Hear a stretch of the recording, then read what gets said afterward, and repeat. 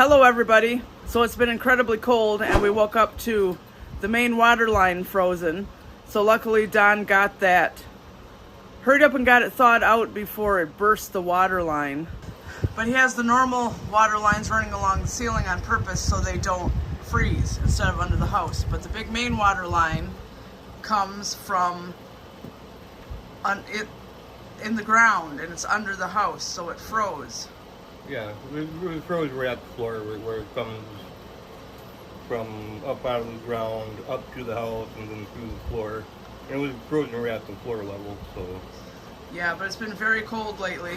Yeah. Minus 20 degree wind chills, weather warnings like crazy coming in. Yeah. I checked the utility closet and everything looked good in there, and I didn't think it was frozen in there, so I went over to where the main water line comes in at, and moved it a little bit, and I heard a couple of little snaps of ice breaking inside the line, and I'm like, well, that's where it is. And yeah, so you used the hair dryer pointed at the water line inside the house. Yeah. And it melted it.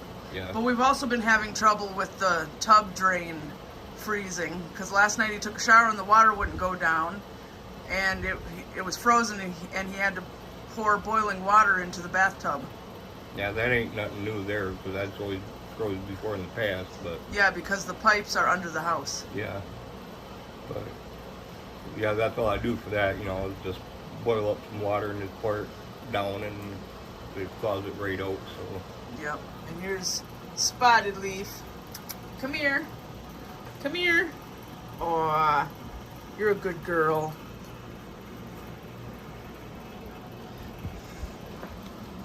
Yeah. And Smokey, Kylo, White Storm. And yes, we have to vacuum today, but it's not because we're dirty, filthy slobs. It's because of this firewood. All the sawdust from sawing it up to the right size, and the leaves and the pieces of bark and all that. That's what happens when you have a wood stove. You get wood mess. Yep. We'll be vacuuming in a little bit here. Yeah. Well, one thing about wood heat, there's a reason why they call it, it's not, that's one, well, not call it, but that's one reason why they say wood heat is not a lazy man's heat, because it creates a lot of work. Yeah, because you have to load the wood stove, you have to cut the wood, you have to stack the wood, you have to bring the wood in. You have to vacuum all the time. Yep, you have to sweep and vacuum all the time because of it. And yeah. It makes a big old mess. Yep. But it's cheap heat, so... Yeah. There's Gizzard. I thought he was in bed. He found a piece of sunlight. There you go, sleeping in your sunlight. And today the sun is out, but it's really cold out here. So... you wouldn't expect all the sun with all this cold, but there it is. Now, you guys aren't going to want to be out here for long. You're going to want to turn around and come right back in. I know you guys. You'll look around for a little bit, and then you'll come right back in because it's too cold. So I got the sticker I ordered. Does anybody know what this is from? Leave your guesses in the comments. So we've been cleaning all day long, sweeping, vacuuming. I know it's dark in here now. We washed that blanket, and Smokey's really happy that it's all fresh and clean for him. And we did the dishes, and I did some laundry, and now we have pizza in the oven because we've been cleaning and cleaning, and we didn't want to make a big dinner. So 7 minutes on that. And then when that's done, I have to run the self-cleaning oven. And I'm going to put my air fryer parts in there because Google says you can get your air fryer parts clean by putting them in a self-clean oven. So I will. Hopefully it works. Hey, White Storm. You floofity floof. You little floofity floof. Okay, time for the pizza to come out.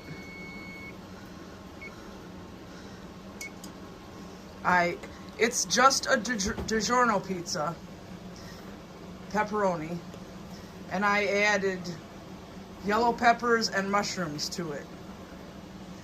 So, just trying to make it a little better than just basic, but that definitely looks good. Okay, now it's time to run the self-cleaning oven. And these go in there. There's ceramic ones that came with the stove, and it says it's fine to put them in there. And then these are the air fryer pieces. This is non-stick cooking spray. Like this. Which is what 99.99% of air fryer recipes call for. But it gets stuck on here and you cannot get it off with anything. And it clearly said in the instruction manual to this air fryer, do not take metal scrubbies to it of any kind, SOS pads or copper scrubbies or any of that, because you'll wreck everything. And you're not supposed to use Ajax or soft scrub or any of that abrasive junk on here. I tried using plastic scrubbies and they don't touch any of this stuff at all. So I looked it up and it said that if you run this stuff through your self-cleaning oven, it's supposed to take this stuff off. So we're going to give it a try. But I can't show you guys the final result in this video because it takes 4 hours and it's already past 9 p.m. So in the next video, I will let you know if it worked or not.